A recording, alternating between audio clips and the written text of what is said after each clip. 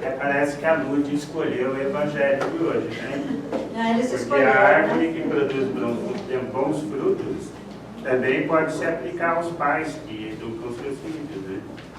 Além de ser o trabalhador da última hora, além de ser o indivíduo que está na casa espírita, que deve dar os bons exemplos, porque a gente educa filhos e a gente fala como espírita através dos nossos exemplos, né? Quando eu era criança lá em Barbacena, quer dizer, quando eu era pequenininho, do tamanho dele provavelmente, meu pai e meu avô diziam assim: faça o que eu mando, mas não faz o que eu faço. Provavelmente tem alguém aqui que já ouviu isso, né? Quando criança. Isso eu chamo de moral de cueca. O que é moral de cueca? Moral de cueca é aquilo que você fala para os outros fazer o que ele deve fazer, mas você faz o contrário, né? Se você está com um copo de bebida na mão, você provavelmente vai dizer para o seu filho: olha, não bebe, porque bebida é algo ruim, bebida é algo que estraga a sua imagem, bebida é algo que estraga o seu caráter, mas você está com um copo de bebida na mão. Seu filho provavelmente vai te ouvir e vai te obedecer, porque ele tem medo também, né? Todos nós temos o chamado medo também. Além daquilo que nós achamos que deve ser o correto, nós temos o medo. Então o filho, por ter medo do pai, ou por não querer no momento ser mal educado com o pai, isso era na antiguidade, porque hoje os filhos respondem à altura o conhecimento que eles têm. E aquilo que eles sabem, eles respondem à altura, né? Mas naquela época a gente tinha medo. Porque se você ousasse responder a seu pai, provavelmente você ficaria sem seus dentes, né? E não era isso que a gente queria. Mas se o pai estava, ou o seu avô estava na sala conversando com alguém, o filho não podia nem passar na frente. Porque se o filho passasse na frente, depois que a visita fosse embora, né, o relho comia, porque o relho era aquele objeto de couro trançado que os mais velhos tocavam os animais, né? Então a gente tinha medo daquele corinho trançado com uma ponta do relho que doía para dedéu. Ou então a varinha de marmelo, né? Que ela flerte, mas não quebra. Então a educação de antigamente era assim. As pessoas não eram educadas.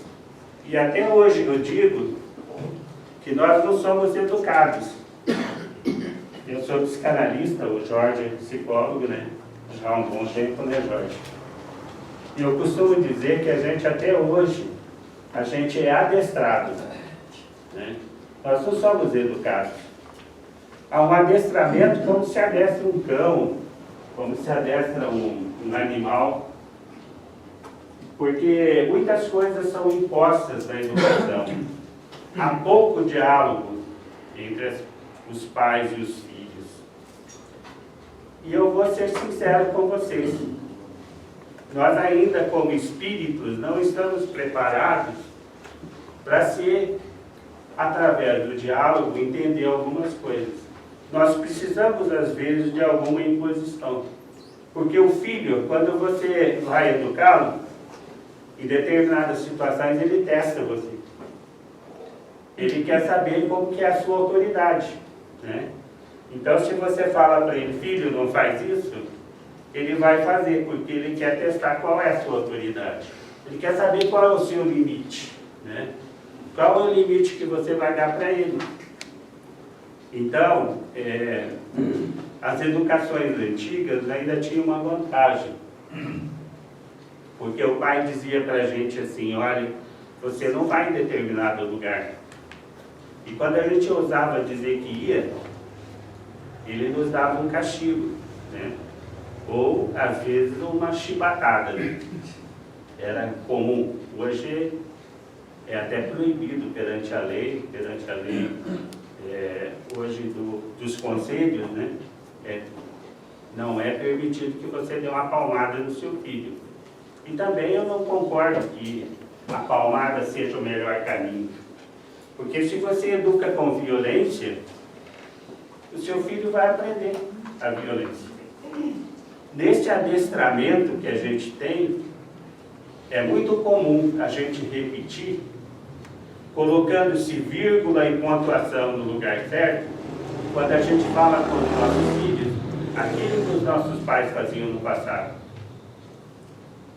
É muito comum, por exemplo, uma mulher ou um homem se casar com alguém que seja mais ou menos igual ao seu pai e sua mãe. Isso a gente chama de modelo, né, Jorge? É o modelo que você adquire do seu pai e da sua mãe. Então você acaba se casando. Às vezes você diz assim, eu não quero um marido exatamente igual ao meu pai. E você se casa com um homem que tem a personalidade de seu pai, né? Ou o homem diz que não quer uma mulher igual à sua mãe, autoritária, né? Mas ele acaba se casando com uma mulher autoritária. Às vezes ele se casa com uma mulher que vem ser sua mãe, né, no comportamento. Não é bem uma esposa, mas ele procura uma mãe, porque é aquela mãe super protetora, aquela mãe que faz tudo, né? Aquela mãe que dá algumas regalias para ele. Então ele acaba casando com uma pessoa assim. Mas dentro da doutrina, as pessoas que estão aqui dentro hoje, ou são espíritas, ou são simpatizantes da doutrina espírita. Então, se o espiritismo é bom para vocês, é bom para os filhos de vocês também. Porque dentro da religião a gente tem a doutrina, e tem a parte doutrinária, a parte comportamental e a parte filosófica. Então, se o espiritismo, sendo uma filosofia, uma doutrina e uma religião, é bom para os filhos de vocês também. Ou seja, cuidar dos filhos, dentro da proposta espírita, é muito importante. Porque você tem uma formação, desde essa criança até a sua final da adolescência, que, segundo alguns autores, pode ser até depois dos 25, 30 anos, porque adolescer não é para qualquer um, né? Tem pessoas que não adolesceram até hoje, né? São adultas com 30 anos de idade e têm o comportamento de um adolescente. Então, cuidar dessa criança até que ela se transforme em um adulto é muito importante. E orientar dentro dos princípios espíritas, né? Dentro da caridade, da prática do amor, né? Da prática do respeito, porque respeito não é só filho para com o pai.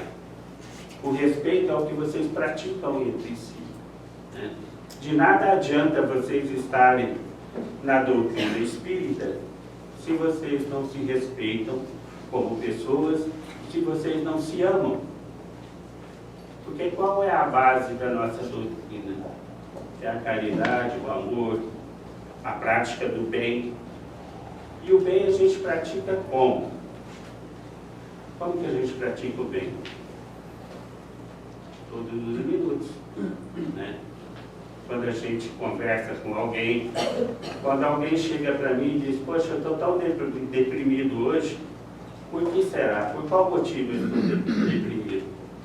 Olha, a depressão tem vários fatores, até fatores endógenos, né? Os hormônios, a nossa alimentação. Então, a depressão tem várias nuances.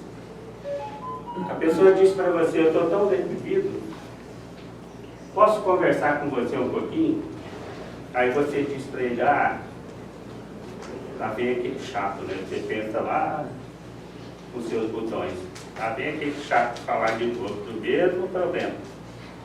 Mas se você pratica um pouco da caridade, Você vai dizer, o cara é chato, mas eu vou conversar com ele, né? E você conversa. Às vezes 10 minutos de conversa é o suficiente para o seu amigo sair daquela depressão, né? Sair daquele momento de tristeza profunda, porque às vezes a tristeza profunda também é confundida com a depressão, né? E aí o que nós fazemos? Fazemos a caridade. Estamos praticando o amor. Então, dentro da doutrina espírita, nós ensinamos isso. Mas o bom espírita não é aquele que fala. Porque quando eu falo, o ouvido que está mais próximo da minha boca é o meu. Então, se eu estou falando para vocês, eu também tenho que praticar. Eu vou confessar uma coisa aqui para vocês. As minhas filhas foram amamentadas dentro de uma casa espírita. O Jorge acho que lembra disso, lá na AMEM. Né? Na evangelização, as nossas filhas iam no colo da minha esposa e eram amamentadas lá. E hoje, por incrível que pareça, nenhuma das três tem religião nenhuma. Então isso para mim, eu confesso para vocês que ainda é uma tristeza. Mas eu acredito, continuo firme no meu propósito de ser espírita, buscando ser um bom cristão, em primeiro lugar, né? Falhas eu tenho, como todos vocês também têm, e provavelmente devo ter alguma qualidade também, não quero dizer aqui quais são. Mas eu acredito que ainda um dia elas voltam ou para a doutrina espírita, ou vão ser evangélicas, vão ser católicas. Uma já está quase no caminho do catolicismo, então me deixa feliz. Porque toda religião é boa. Toda religião é boa se ela eleva o indivíduo a Deus, que é o principal objetivo. Eu não acredito em igrejas aonde se recolhe sacos de dinheiro, mas cada um é cada um. E com certeza esses indivíduos que são líderes dessas religiões vão ter uma bela conta para pagar no futuro, né? Porque aqui na Terra a gente acumula muita riqueza, mas quando a gente chegar lá no plano espiritual, porque não existe céu, né? Céu e inferno, dependendo da visão de alguém, é aqui mesmo. Porque o que a gente faz aqui, a gente tem a lei do retorno, que retorna para nós com juros e correção monetária, né? Se você faz o bem a alguém, você pode receber o bem de outra pessoa. Não precisa ser nem daquele que você praticou o bem. Se você faz o mal a alguém, da mesma forma. Então, você tem a lei do retorno, que todos nós estamos sob essa lei. Independente de você ser pobre, de você ser rico, de você ser evangélico, católico, protestante, espírita, principalmente, porque quem são os espíritas? As pessoas que mais precisam se melhorar hoje. Somos nós. Eu, em primeiro lugar, e todos que estão aqui. Todos nós precisamos melhorar em alguma coisa. Fico feliz quando eu vejo alguém que já está num estado mais adiantado, que já pratica a doutrina quase que de maneira perfeita. E fico muito triste quando tenho um irmão que não acredita em nada, nem na doutrina espírita, nem no catolicismo, e muito menos na igreja evangélica. E está ainda caminhando. Que a maldade ainda está presente por aí. Falando em educação de filhos, há pouco tempo atrás, vocês acompanham a imprensa, na minha casa eu não tenho televisão mais, não leio jornal, porque o único que tinha em Maringá faliu, né? Então, melhor, tinha alguns que faliram. Então eu não vejo imprensa mais, eu ouço pela boca dos outros, às vezes com o meu celular, que até eu esqueci de dizer para vocês, para a gente desligar o celular, porque os espíritos de hoje estão muito adiantados. Eles já usam antenas de transmissão de celular para fazer reunião mediúnica, para obsediar e principalmente para cobrar leite. No meu caso, até financeiramente. Mas os espíritos hoje usam essa tecnologia. A física quântica, que hoje rege a maioria das invenções, né? Televisão, celular, o rádio, como por exemplo, tem um monte de voz passando aqui hoje, né? São sinais de TV, sinais de rádio e até mesmo de internet, que o nosso ouvido não está codificado para ouvir. Ainda bem, né? Porque senão a gente ouve muita besteira. Mas a educação de filhos é muito importante que o pai e a mãe tenham autoridade também. Quem manda na casa é o pai e a mãe, queira o filho ou não. É uma imposição. Se o teu filho diz assim, eu vou em tal lugar, e você disser não, é não. O que nós não podemos ter na educação de filhos é quando o filho diz assim, ah pai, eu vou. Não, eu vou. Ah, deixa pai, deixa pai. E aí o pai vai e cede e deixa o filho ir. Você está ensinando o teu filho a ser sem vergonha.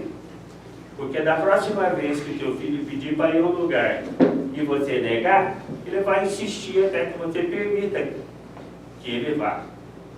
Então nós precisamos ter autoridade. O pai tem que ter autoridade. E hoje é consenso até entre os psicólogos. Está o Jorge aqui que não me deixa mentir sozinho, né? É um consenso entre educadores. Hoje esse pessoal que está aí na internet dando palestra sobre educação de filho, tentando ensinar pai a educar filho.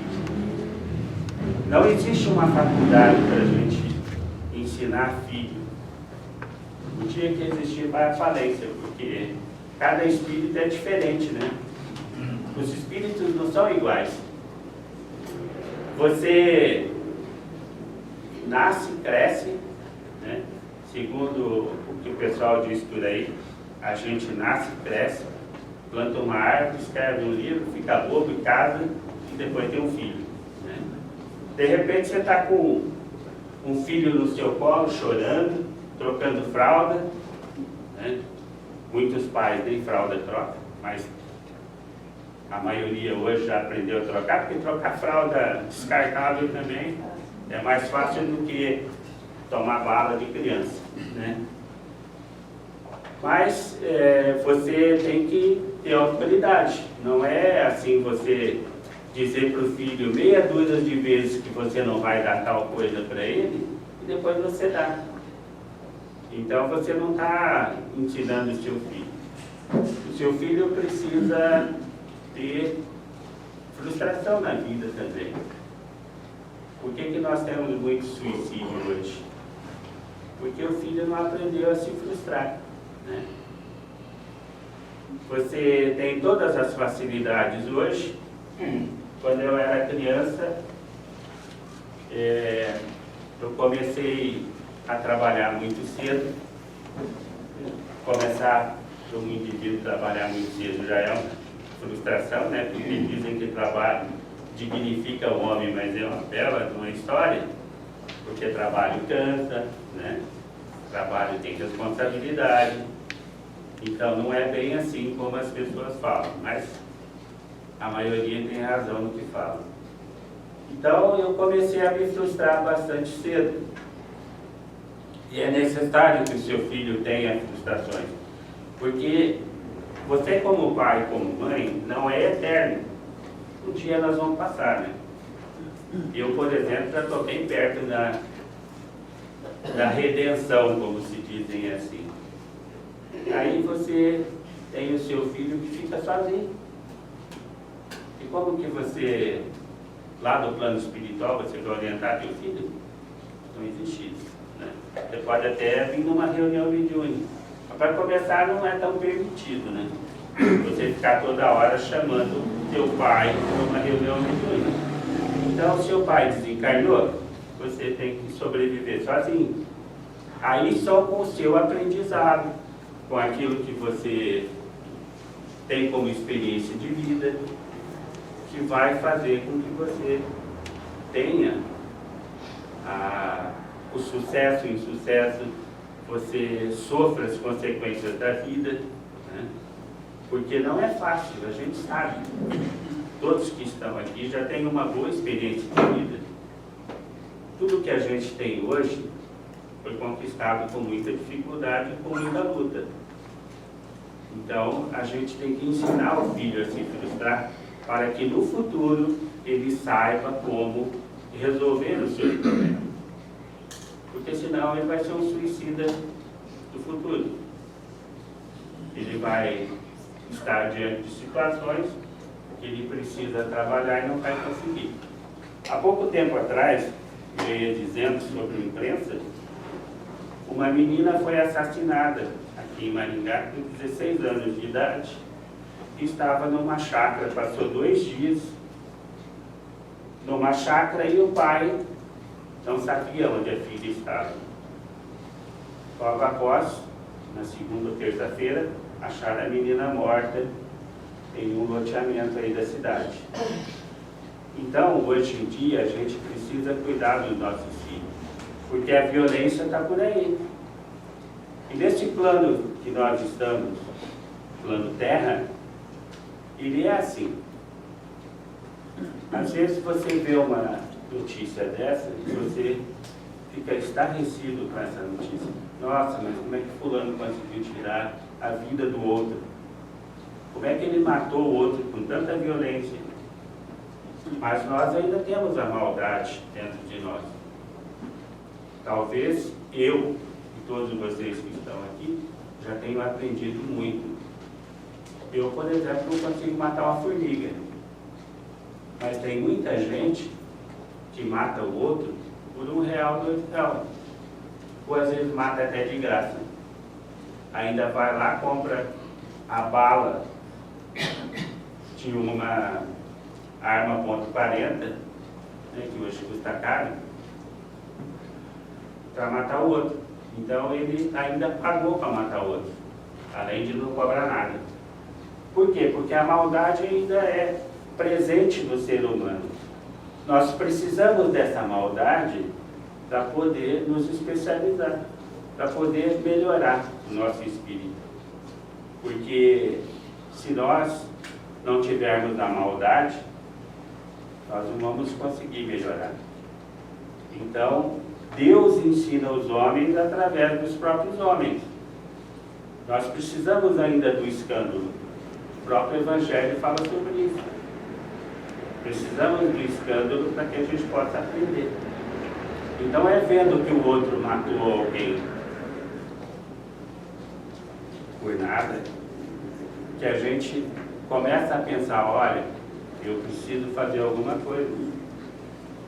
Aí você tem pessoas que nascem nas favelas do Rio de Janeiro, ou em qualquer favela do Brasil, não vamos ser também preconceituosos só com o Rio, né? Mas nasce numa favela e é um indivíduo caridoso, um indivíduo que monta uma escola, é um professor, é alguém da comunidade que dá exemplo dentro daquela comunidade, melhorando a vida das pessoas. E aí você vê o outro que é traficante, que usa uma R15, né? Um fuzil AR-15, e tem toda a maldade no coração. Então há necessidade de que os espíritos venham renascendo aqui nesse plano Terra, só que há uma proposta de melhoria. E quem está melhorando vai continuar habitando esse planeta. Quem não estiver, provavelmente vão habitar outros mundos, outros planetas onde há ainda o atraso para que ele possa se melhorar.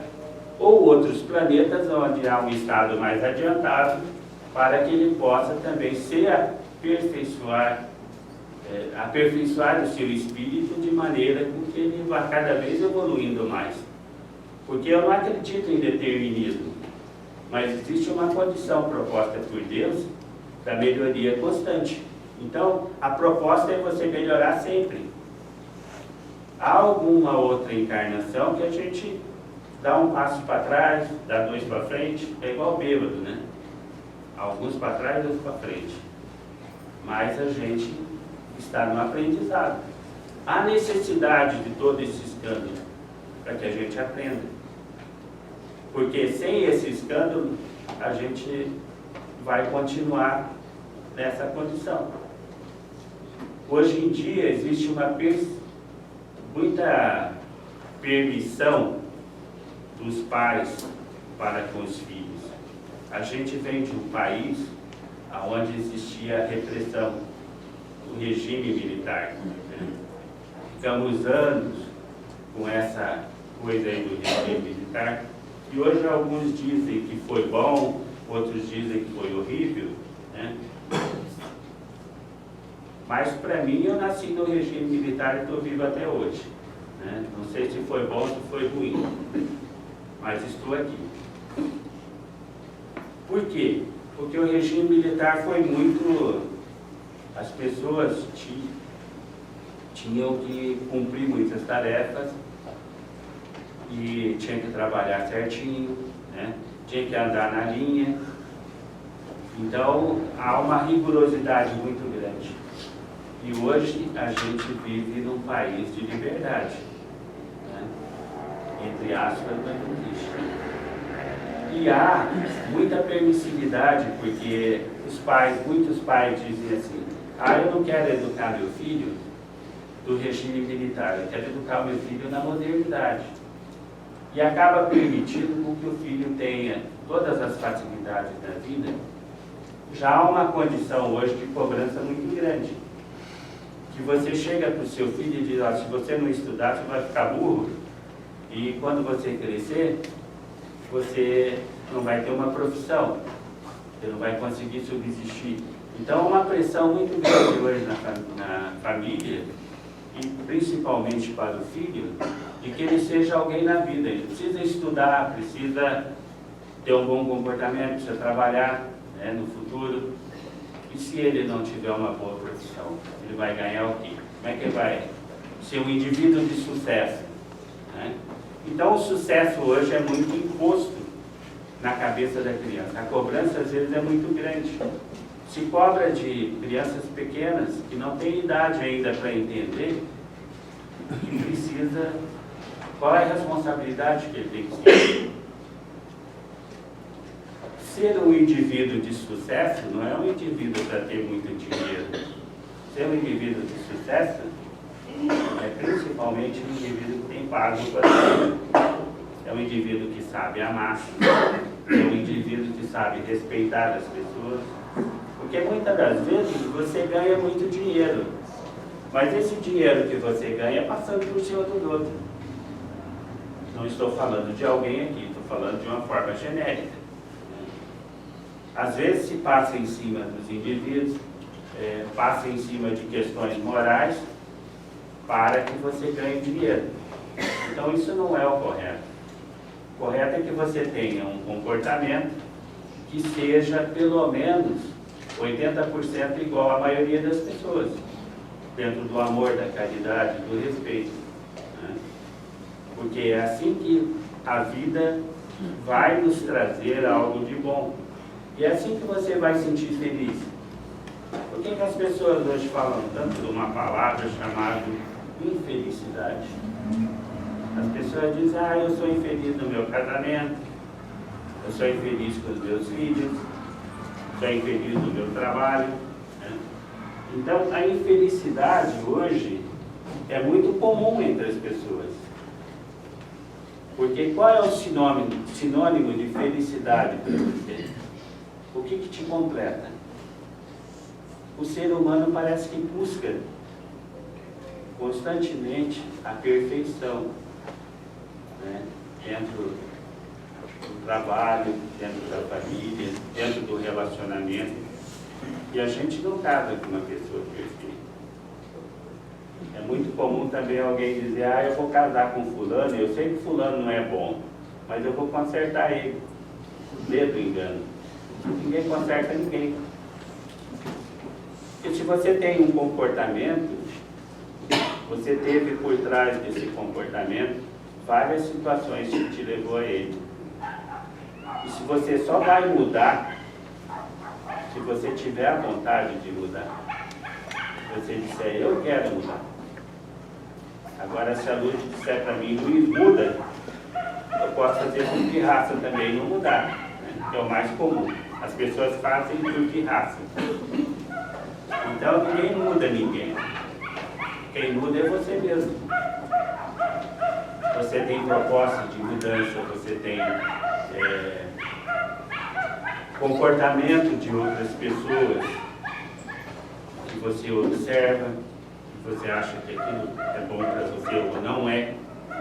Você tem o livre-arbítrio de ser o que você quer, de ser o que você deseja.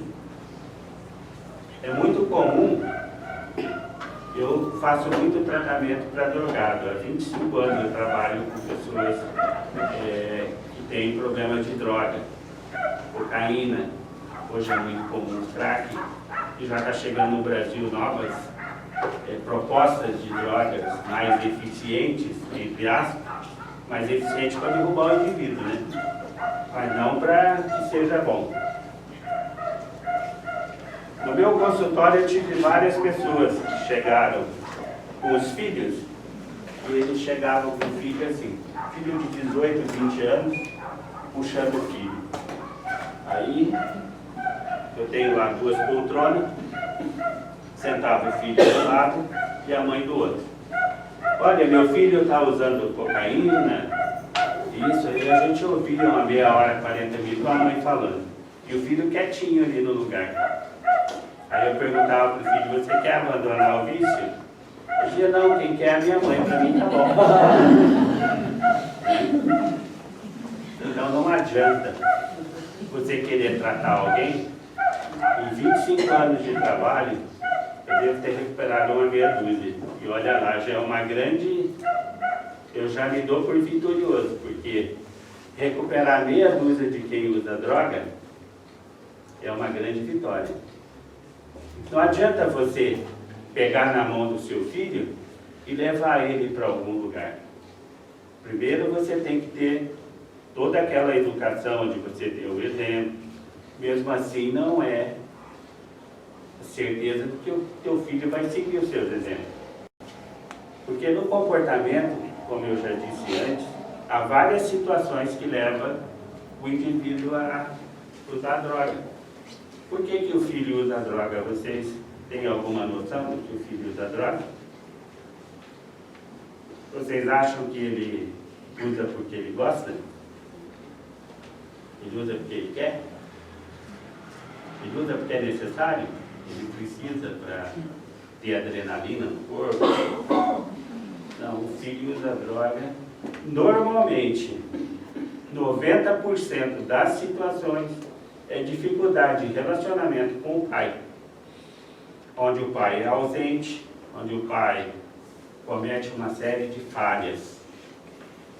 Eu sou programador de neurolinguística também. E eu prefiro dizer que o indivíduo não erra. Nós não temos erro, nós temos falhas. Porque a falha é muito mais fácil você corrigir uma falha do que você corrigir um erro. O erro é um fardo muito pesado que a gente carrega. E uma vez numa sessão mediúnica, apareceu um espírito, eu estava um pouco deprimido, injuriado com algumas situações da vida, né? E o espírito disse, meu filho, por que você está assim? Aí eu expliquei a situação para ele. Ele disse assim, olha naquela sombra lá, eu olhei e tinha uma cruz. Aí ele falou assim, olha bem no braço da cruz, o que tem? Aí eu vi um monte de penduricalho no braço da cruz. Ele falou, pois é, você está colocando aquilo lá no braço da cruz. A tua cruz não é tão pesada assim. Você pode carregar ela. Não é que você não possa, mas você está te pendurando. Tira aqueles pregos que você botou lá na cruz e tira aquelas canequinhas que você te pendurou lá. Você tem um monte de situação que você botou lá que não é sua. Não é responsabilidade sua. Então a sua cruz não é tão pesada. Você que está mole demais. Né? Deus não coloca nas nossas costas a cruz mais pesada do que aquilo que a gente pode carregar. Então diz que Deus dá o cobertor conforme o frio. Então Deus dá a cruz também conforme você pode carregar. Então o filho pode ser considerado para nós uma cruz também. Só que se você orientar bem o seu filho em todas as situações, você der bom exemplo para ele, bom exemplo de conduta, bom exemplo de educação, e amanhã o seu filho desviar do caminho, não se aborreça, porque em breve ele volta para o bom caminho. Em breve ele pensa assim, porque o nosso travesseiro pode ser um bom ou um péssimo conselheiro. A gente bota a cabeça no travesseiro e pensa sobre o que a gente fez no dia anterior e sobre o que a gente vai fazer amanhã. Mas ele também pode ser um bom conselheiro. Você bota a cabeça no travesseiro e diz assim, poxa, meu pai tinha uma boa conduta, meu pai era um homem reto, meu pai fazia as coisas boas, meu pai me ensinou coisas boas, então por que eu estou no mau caminho hoje? Deixa eu voltar. Aí o próprio indivíduo corrige o caminho. Por quê? Porque ele teve os bons exemplos. E como eu digo, né, a gente não educa filho dizendo faça o que eu mando, mas não faz o que eu faço. Porque isso é moral de cueca. Você está dizendo para o seu filho, fumar não é bom, mas você está com o cigarro no vão dos dedos. O teu filho vai fazer o quê? Ele não vai ser um fumante ou no futuro ele vai fumar também? 90% de certeza que no futuro ele vai ser um fumante. Porque eu sou uma pessoa que fumei, porque meu pai dizia para mim que eu não devia fumar. Na minha adolescência, eu fumei durante 3 anos. Me arrependo hoje de ter fumado pelos 3 anos. Deveria não ter fumado nenhum ano. Mas eu fiz por pirraça. Porque meu pai fumava e dizia que eu não devia fumar. Né? Aí eu olhava para ele e falava, pai, se não é bom fumar, por que você está fumando? Então nós educamos filhos por exemplos. Né? Você não educa filho mandando ele fazer aquilo que ele não deve. Uma outra situação que eu gostaria de comentar com vocês hoje, que aqui provavelmente alguém já passa pela mesma situação, é de ser pai do seu próprio pai. Talvez alguém aqui já esteja enfrentando isso. É o momento em que você vira pai e mãe do seu pai e da sua mãe. Porque provavelmente alguém já viu também, ou por grupo de WhatsApp, ou pela internet, alguns posts mostrando assim, 2 andadores, né? O andador que a gente usa quando está mais para lá do que para cá, e o andador da criança. Então são 2 situações. Você tem um filho usando um andador, que ele está aprendendo a andar. E você tem um pai usando um andador, porque ele está chegando, esgotando as suas energias. Ele não tem mais energia. Então ele precisa de um andador para se apoiar. É onde você vira pai do seu pai e da sua mãe. Eu estou enfrentando essa situação no momento, enfrentando não, passando por ela, onde eu estou sendo pai da minha mãe e do meu pai. Aí você tem um indivíduo com Alzheimer, que ele fica ausente e esquece a maioria das coisas, e o indivíduo também com diagnóstico de Parkinson, onde ele tem o seu corpo enrijecido, ele tem dificuldade de pegar alguns objetos. por aí afora. Então você está cuidando de duas crianças. Quando você tem seu pai e sua mãe vivos. Quando você tem um só ainda vivo, está cuidando de uma criança.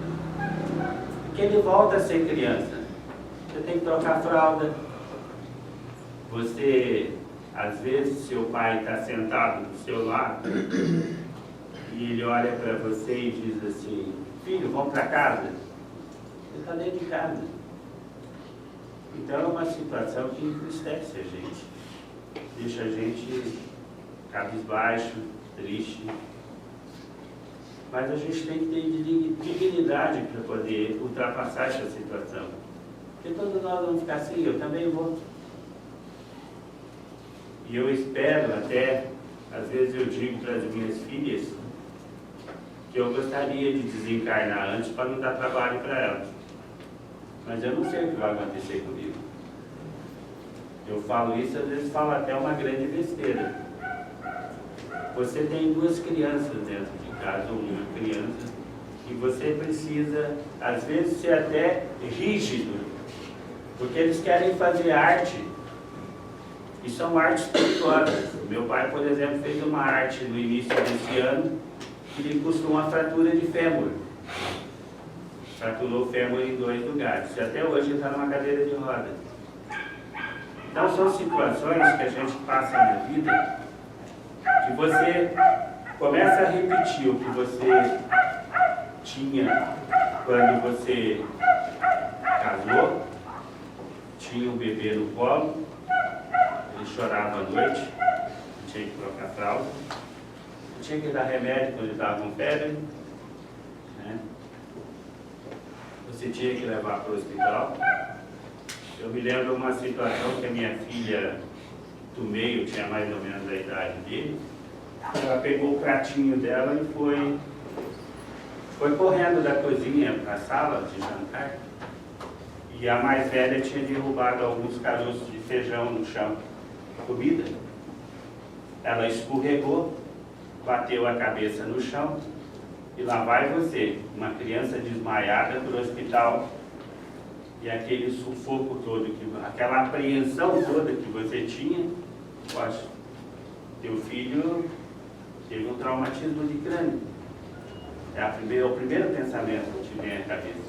Aí a noite toda aquela angústia de fazer exame, ficar internado em observação, e no outro dia dizer, olha, o médico chega para você e diz, olha, fique tranquilo que sua filha está bem. Hoje a gente passa pela mesma situação.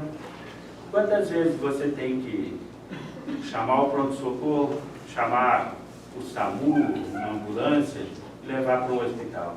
E aquela apreensão de você pensar como está meu pai, qual a real situação dele. Então você passa por momentos que são mais ou menos parecidos na vida. É a educação dos seus filhos e os pais que voltaram a ser crianças e que são seus filhos novamente. A situação é a mesma. Você não tem diferença nenhuma. Com 82 anos, quando eu era criança, meu pai hoje tem 82 anos e a minha mãe ainda é 6 vezes mais velha do que ele. Só que minha mãe está bem mais forte e ainda faz os afazeres de casa, está melhor um pouco, melhor situação do que meu pai. Quando eu era criança, meu pai não contava história de super-herói, porque meu pai sempre trabalhou no campo, né? Até os 40 anos de idade ele trabalhou no campo. Então desses 80, a metade ele trabalhou no campo. Meu pai não contava história de boi da cara preta, né? Aquela história de comer do filho para dormir. Ele dizia assim, dorme moleque, porque amanhã eu tenho que trabalhar. Então era assim que ele falava, né? Eu lembro perfeitamente quais eram as palavras dele. E hoje ele tem aquela expectativa, sentado numa cadeira de rodas, de que domingo a família vai se reunir para contar histórias. Eu tenho 3 filhas e 3 netos. Na verdade, uma filha mora em Santa Maria, no Rio Grande do Sul, então são 1000 quilômetros daqui lá. Essa eu vejo uma vez por ano, infelizmente, ou duas. Uma quando ela vem aqui e outra quando eu vou lá. Né? Mas a expectativa deles é que as minhas filhas vão lá no domingo almoçar com ele para contar história para ele. Ele voltou a ser criança, ele quer ouvir história. Quando eu era criança, ele não contava, eu sou filho único. Vocês sabem espiritualmente o que é ser um filho único. Né? Significa muita dívida para quitar com seu pai e com sua mãe. Então eu espero que eu saia dessa vida quitando um pouco dos débitos que eu tenho com ele, porque eu acredito que são bastante. Em janeiro de 2016 eu tive um AVC de tronco cerebral. Eu acho que aqui a gente tem médico na plateia que sabe o que é ser um AVC de tronco cerebral. Né? De cada 10, 9 vão lá para Cerro Azul. Até há poucos dias eu encontrei na Unimed uma pessoa que também teve AVC de tronco cerebral e fez fisioterapia junto comigo. Fiz mais de 200 sessões de fisioterapia para estar do jeito que eu estou aqui agora. E mais de 100 sessões de fonoaudiologia para aprender a falar, novamente. Porque eu voltei a ser criança outra vez. Então eu brinco com as pessoas que eu vou ter 3 infâncias. Né? A primeira, quando eu nasci, a segunda, quando eu tive AVC, e a terceira, quando eu ficar velho. Então, eu passei por um momento muito difícil na minha vida, mas eu acredito muito em Deus e na oração das pessoas. Eu fazia e faço até hoje ainda palestra pelo Brasil todo, através de um laboratório que eu trabalho hoje. E eu tinha pessoas do Brasil inteiro orando por mim. Então essa eu acredito que foi uma condição que me manteve vivo. Me fez sair da UTI, onde fiquei quase 30 dias.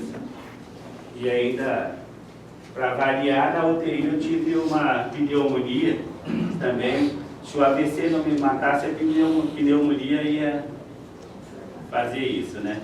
Mas graças a Deus eu estou aqui. E eu acredito que Deus deva ter dito assim, eu preciso deixar esse indivíduo vivo, porque ele ainda tem um pai e uma mãe para cuidar. E se eu tivesse morrido, quem quer cuidar dos dois? Né? Boa pergunta. Então, acreditem, não no sucesso de vocês, porque sucesso é uma coisa que existe hoje, amanhã não tem, ou você tem todos os dias, dependendo do que você considera como coisa boa para a sua vida. Como é o sucesso para você? É o sucesso financeiro? É ter bastante dinheiro? É poder viajar para fora do Brasil? Se eu tivesse bastante dinheiro hoje, eu ia querer conhecer os melhores lugares do Brasil, né? Tem uma querida amiga aqui que voltou da Bahia esses dias, né? Até eu brinquei com ela, eu não teria voltado. Você estava no lugar quentinho, né? Porque na Bahia não faz frio, e veio para o frio. Então, se eu tivesse bastante dinheiro, primeiro eu ia querer conhecer o meu país. Tem tanta coisa linda para conhecer. Há pouco tempo eu vinha lá do Rio Grande do Sul. Hoje eu prefiro não viajar de carro mais. Prefiro avião, porque eu já não estou mais na idade para dirigir. Antigamente eu gostava muito de dirigir, andava 2.000 quilômetros em 2 dias. Mas hoje eu estou preferindo o avião. Mas esses dias eu vinha de carro e eu saí de Santa Maria, na casa da minha filha, e fui a Porto Alegre. E depois vim pela BR-116. Esse país tem tanta coisa linda para você conhecer, que às vezes você não conhece. Né? Muita coisa bonita. Aí as pessoas, eu vou para a Europa, eu vou para os Estados Unidos, eu vou para o Japão, vou para a Inglaterra. Claro que você deve conhecer esses lugares, mas primeiro você tem que conhecer o teu país. É aqui onde você mora, é aqui onde você se especializa, é aqui onde você está doutrinando o seu espírito. Né? Mas a gente faz essas coisas, a gente tem essas questões. O sucesso para mim é viajar bastante. O sucesso para você é o seu amor. Ame-se. As pessoas não se amam. As pessoas não se gostam. Quem é a pessoa mais importante no mundo para você? Quem é a pessoa mais importante? Você mesmo. Então a pessoa mais importante no mundo é você. Às vezes a gente diz assim, eu faço tudo por fulano, ou seja, pelo seu cônjuge, ou seja, por um filho. Então você tem que fazer tudo por você. Primeira coisa, isso não é egoísmo, isso é amor próprio. Nós precisamos nos amar. Porque se você não aprende a amar a você mesmo em primeiro lugar, você não vai conseguir amar ninguém. Muitos dizem assim, vou casar com fulano porque ele vai me fazer feliz.